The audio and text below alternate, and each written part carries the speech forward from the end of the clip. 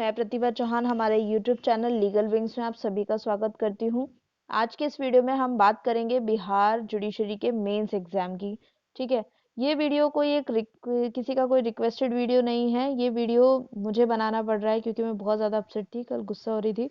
3 से 4 बच्चों के फ़ोन कॉल्स आ गए और वो अभी भी लेकर के इसमें कन्फ्यूजन में है कि हम मेंस की तैयारी करें या ना करें, कैसे करें। जबकि आपका एग्जाम हो गया था 6/12 को। 6/12 के बाद से अभी आप देखो 20 दिन निकल गए। ठीक है, 20 दिन में भी अभी तक यही सोच रहे हो। अभी 10 दिन और निकल जाएंगे, आ जाएगा आपका प्री का रिजल्ट, फिर भागोगे इधर उधर उधर, है ना, बहुत प्रॉब्लम हो जाएगी।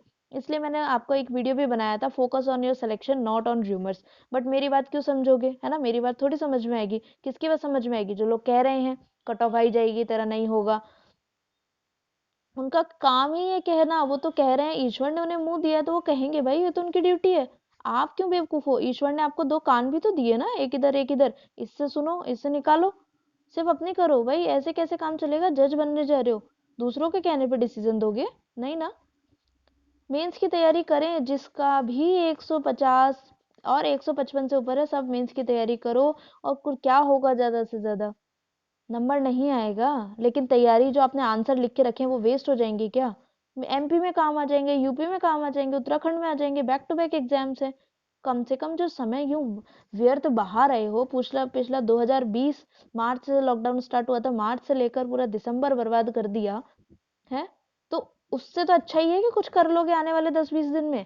और ज्यादा समय नहीं है, आ जाएगा 10 जनवरी के आसपास आपका रिजल्ट आ जाएगा। तो चलिए हम देख लेते हैं इस वीडियो में कि कैसे कैसे आपको करना है मेंस के लिए। जो स्टूडेंट कैंडिडेट सीरियस है वो देख लें इस वीडियो को। और आज बता रही हूँ, आज से इस वीडियो के बाद ही अपना टाइम टेबल बनाओ और कल से लग ही जाना, बिल्कुल ही। और अगर आप ये लोग वीडियो देख रहे हैं और कोई ऐसा स्टूडेंट है कि कोई आपका फ्रेंड है जो भी इसी कंफ्यूजन में है, वो अभी तक भी स्टडी नहीं कर रहा है, तो आप उसे वीडियो दिखा देना प्लीज। ठीक है, चलिए।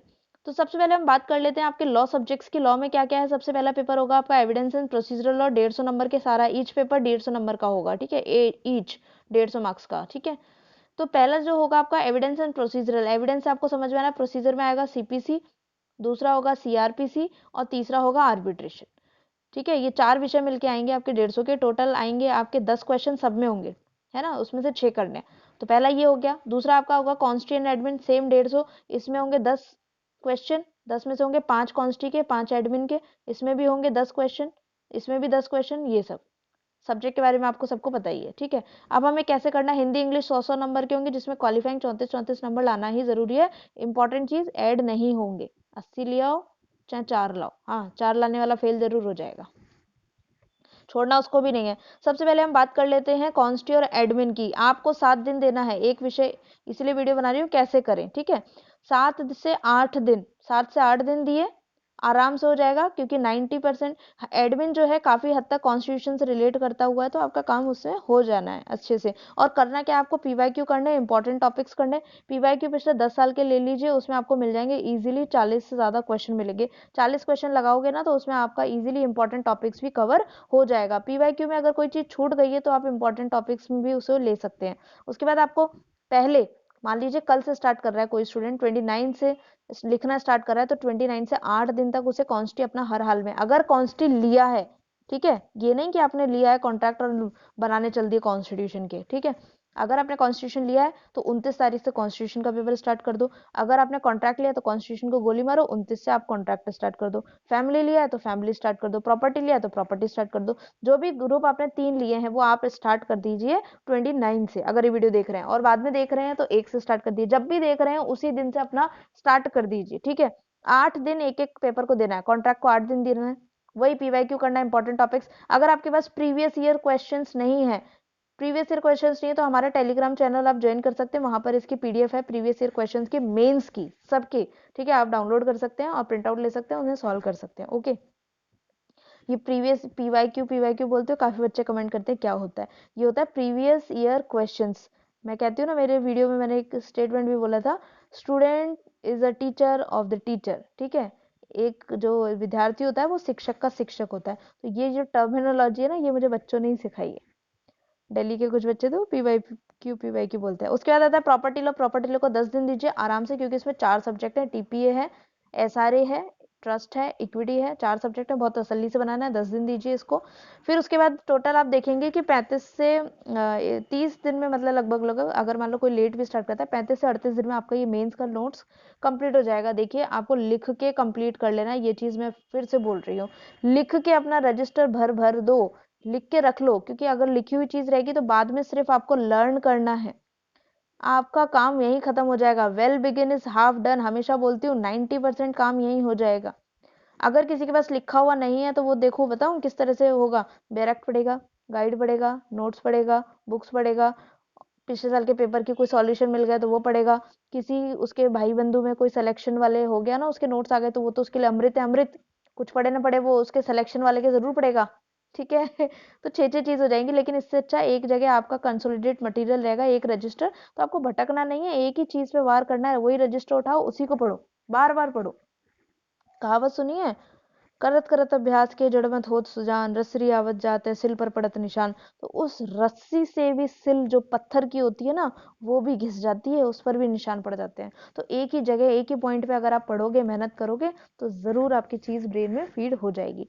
फैमिली लॉ को 8 दिन देना है। बेसिकली मेंस का एक सब्जेक्ट उठाना है और उसे 8 दिन तक लिखना है, लिख के रखना है, टाइम बाउंड करके लिखना है आपको कि 8 दिन में कंप्लीट करना ही करना है। ठीक है, ऐसा नहीं करिए सुबह जीके पढ़ लिया, हिंदी पढ़ लिया, फिर कॉन्स्टिट्यूशन पढ़ रहे हैं, फिर प्रॉपर्टी लॉ पढ़ रहे हैं, फिर शाम तक आके फिर जीएस पढ़ रहे हैं, फिर रात को इंग्लिश पढ़ रहे हैं, फिर इधर कुछ लगा रहे हैं, घटना चक्र कर रहे हैं। ऐसे हो जाना कचरा। एक चीज पे फोकस करो, एक चीज पर प्रहार करो, बुलसाय बना के। ठीक है, एक चीज पर, एक चीज पर 8 दिन तक पूरा कॉन्स्टी पढ़ोगे ना, देखें कैसे नहीं आएगी चीज। ठीक है, तो ऐसे करना है, 8-8 दिन आपने कर लीजिए। एविडेंस प्रोसीजर को थोड़ा समय ज्यादा देना है, 12 दिन, क्योंकि सब्जेक्ट ज्यादा है, एविडेंस बहुत बड़ा है, सीपीसी बहुत बड़ा है, सीआरपीसी बहुत बड़ा है। ठीक है, बेयर एक्ट कर लो। सीपीसी सीआरपीसी के लिए तो bare act more than enough है, इतना बड़ा बड़ा बेयर एक्ट में लिखा हुआ है ना, इतना पॉइंट में बना के लिख भी दिया, बहुत मजा आ जाएगा। ठीक है, उसके बाद आपको लैंग्वेज का, अगर कोई को लगता है कि मैं जल्दी कर सकता हूँ, जिसको थोड़ी बहुत लैंग्वेज आती भी है, उसके बड़े बड़े नंबर आ रहे हैं, तो उसको क्या करना है, 3 से 4 दिन एक दिन लगा के लिख के रख लो एक जगह, है ना। 10 ऐसे आप हिंदी में तैयार कर लो। लेटर का फॉर्मेट सीख लो, 3-4 तरह के लेटर, नगर पालिका को लिखने का, कचरा उठाने को लिखने का, पिताजी को लेटर लिखने का, ऐसे 3-4 तरह के फॉर्मेट तैयार कर को रख लो, रजिस्टर भर लो 3-4 दिन में, और उसके बाद बस उनको एक एक घंटा याद करने में दो बस। ठीक है, और अगर किसी को लग रहा है कि नहीं हम तो स्लो एंड ग्रेजुअली चलेंगे, तो बेटा एक काम कर सकता है, सैटरडे संडे आराम से कर, टोटल तुम्हें मार्च तक मिलेंगे 18 दिन। 18 दिन में तुम्हारी हिंदी इंग्लिश इतनी बढ़िया तैयार हो जाएगी, बहुत मस्त तरीके से। नेक्स्ट आपको क्या करना है, अगर कोई बच्चा 1 जनवरी से स्टार्ट करता है, तो 7 फरवरी तक हर हाल में आपको अपने मेंस के नोट्स कंप्लीट कर देना है, इससे ज्यादा आप टाइम अफोर्ड नहीं कर सकते। हम मान के चलते हैं आपका 14 मार्च, मान के चलते हैं, ये चीज 10 मार्च भी हो सकती है और ये चीज 20 मार्च भी हो सकती है। ठीक है, बीच का हमने ले लिया, 14 मार्च को आपका मेंस रख रहे हैं। तो अब क्या होता है आपके पास, देखिए कितने दिन है, 31 जनवरी के, 28 फरवरी के, 10 वहां के, तो टोटल 70 दिन है। 70 दिन में से आपने क्या कर दिया है, अगर कोई बच्चा आज से स्टार्ट कर देता तो उसको 4 दिन एक्स्ट्रा मिल गए, किसी ने कल से स्टार्ट किया 29 से तो उसको 3 दिन एक्स्ट्रा मिल गए। एक एक दिन कीमती होता है, एक एक दिन छोड़ो, एक एक घंटा। जब मेंस वहां लिखने बैठ रहे होते हैं ना, तो उससे पहले ही क्या लगता है, 1 घंटा और मिल जाए, मैं पढ़ लेता हूँ। होटल से पापा जी जो साथ जाते हैं किसी के पेरेंट्स, तो कहते हैं चलो चलो बेटा, तो कहते पापा थोड़ा और पढ़ लूँ, पापा थोड़ा और पढ़ लूँ, है ना। फिर याद नहीं आता, एग्जाम के बाद मैडम कह रही थी पढ़ लो, टाइम वेस्ट मत करो। 38 डेज में आपको कोर्स कंप्लीट, मतलब लिख के रख लेना है, हर कीमत पे लिख के रख लेना है, और बाकी के बचे हुए दिन 32 दिन रिवीजन करना है, यही पूरा खेल आपका खत्म कर देंगे ये। ठीक है, आधी शुरुआत तो इसने कर दी लिखने ने, आपके पास लिखा हुआ मटेरियल रहेगा ना, सोचना ही नहीं है। देख लेना जो बच्चे इस तरह से कर रहे हैं ना, उनको कितना फायदा मिलने वाला है। फिर करने आपको कम से कम 4 रिवीजन, हर कीमत पे आपको 4 रिवीजन करके ही जाने हैं, 3 से 4, ज्यादा भी हो सकते हैं भाई, किसी की स्पीड अच्छी है, कोई मान लो 10 दिसंबर से ही पढ़ने बैठ गया था, तो उसका डेफिनेटली अब तक कोर्स होने वाला होगा लगभग लगभग। पहले रिवीजन में टाइम ज्यादा देना है, हमेशा आपको 12 दिन पहले रिवीजन को थोड़ा समय दिया कीजिए, दूसरे रिवीजन को 10 दिन, तीसरे रिवीजन को 7 दिन, और चौथे रिवीजन को 3 दिन में करना है। 3 दिन में क्या हो जाएगा, बच्चे बोलेंगे 3 दिन में बेटा ये हो जाएगा कि आपको सिर्फ जो नोट्स बना के रखे उन्हें फाइन पढ़ना है, सिर्फ रिविजन। अब रिविजन में आपको क्या करना है, सबसे पहले लगाने हैं मेंस के क्वेश्चन जो हैं वो करने, लिख के जो लिखे हुए थे उनको लर्न करना है, लर्न करने के बाद बिना देखे लिखना है, और फिर उसके बाद चेक करना है। आपसे बड़ा अपना खुद का क्या कहते हैं गुरु कोई नहीं होता। उसके बाद आपको डायग्राम और चार्ट की प्रैक्टिस करनी है, अगर आपके पास पहले से है तो उन्हें प्रैक्टिस कर लो, केस का नाम वाम सही लिखना है उसकी प्रैक्टिस कर लो। और अगर नहीं है तो थोड़ा सा खुद बनाना सीख लो। चार्ट कैसे बनता है, मान लीजिए किसी की आवश्यक तत्व में, तो यहाँ वो हेडिंग लिखी है इसके, ये लो ये 4 आवश्यक तत्व, 1 2 3 4। ये चार्ट से क्या होता है, चार्ट क्या होते हैं आपके आंसर का ट्रेलर होते हैं, ट्रेलर। जैसे आप किसी मूवी का ट्रेलर देख के समझ लेते हो ना, रोमांटिक है, थ्रिलर है, एक्शन मूवी है, वैसे एग्जामिनर आपका चार्ट देख के समझ जाएगा कि ये 4 इसने आवश्यक तत्व यहाँ लिख दिए, फिर तुरंत यूं टिक टिक टिक, ठीक है चलो हो गया काम। बाकी उसको पता है इसने डिटेल लिखी, जब इस बच्चे को सारा इतना पता है तो यही काम खत्म हो गया। सॉल्व पीवाईक्यू सॉल्व कर लीजिए रिवीजन में, टाइम बाउंड प्रैक्टिस करनी है। टाइम बाउंड इसलिए कह रही हूँ क्योंकि 3 घंटे का पेपर होगा और आपके होंगे क्वेश्चन 6 करने हैं, तो 3 घंटे को आप पहले मल्टीप्लाई कर लो मिनट से, ये हुए 180 मिनट्स। 180 मिनट्स में से और माइनस माइनस कर दो इधर उधर के लिए भी, तो आप टोटल अपने क्वेश्चन जो 6 करने हैं ऐसे डिवाइड कर लो कितना टाइम मिला एक क्वेश्चन को करने में। और याद बता दूं, बिहार में क्या होता है, एक क्वेश्चन होता है उसके 3 पार्ट होते हैं, 3 या 4 भी हो सकते हैं, ए बी सी, तो ये तीनों मिला के एक क्वेश्चन बनता है, ठीक है। तीनों अटेम्प्ट करोगे तो एक क्वेश्चन, हालांकि नंबर तीनों के अलग होते हैं। फिर आता है आपको कोई अगर कोई सूटेबल आंसर, आपके आंसर के लिए कोई सूटेबल फैक्ट्स मिलता है, कोई नया फैक्ट मिल गया है, अमेंडमेंट मिल गया है, तो आप उसको ऐड कर लो, अपने नोट्स में ऐड कर लो बस, ठीक है। छोटे छोटे वो स्टिकर आते हैं ना, उसको लगा के ऐड कर लो, ठीक है।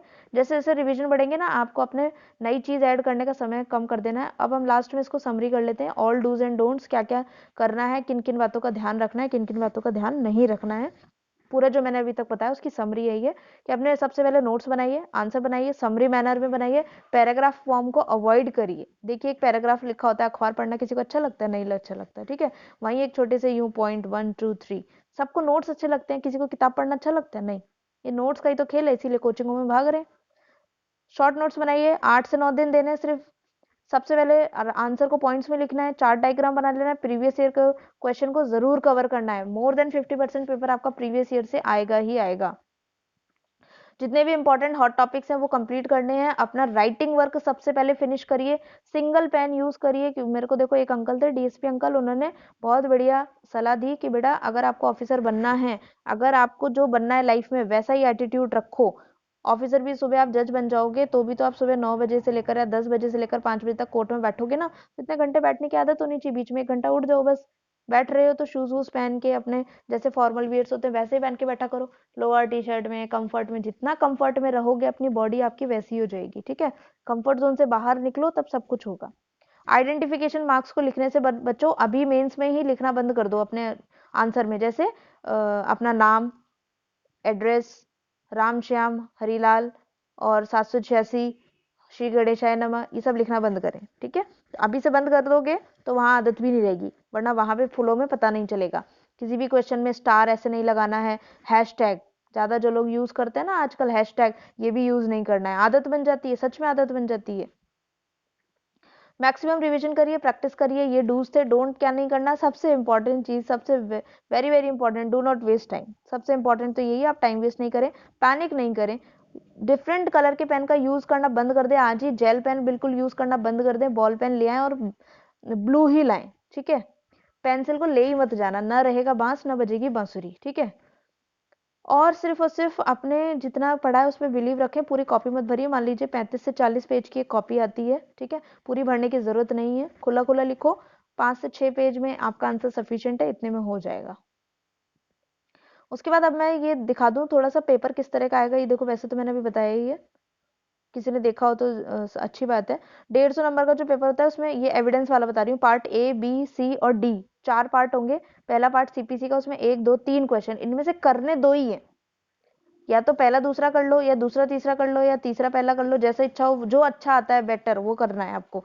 फिर उसके बाद एविडेंस में भी इस तरह 3 आएंगे, करने 2 ही है। इसमें 2 आएंगे तो 1 करना है ना, तो 2 4 5 और 6, टोटल 6 करने, ठीक है। ये हम पार्ट 2 लेकर आएंगे। अभी तो हम सिर्फ तैयारी, अभी क्या करना है आपको, 8 8 दिन, 30 से 40 दिन में अपना राइटिंग वर्क पूरा करना है और लर्न करना है। ये है आपका फर्स्ट स्टेप। दूसरी स्टेप जब मैं वीडियो बनाऊंगी वो ये रहेगी कि आपको मेंस में कैसे लिखना है, कैसे पैरा स्टार्ट करना है, कैसे एंड करना है, केस को कैसे ब्लॉक में बंद करना है, ठीक है, पेंसिल यूज नहीं करनी है, कैसे नाम अवॉइड करना है ना।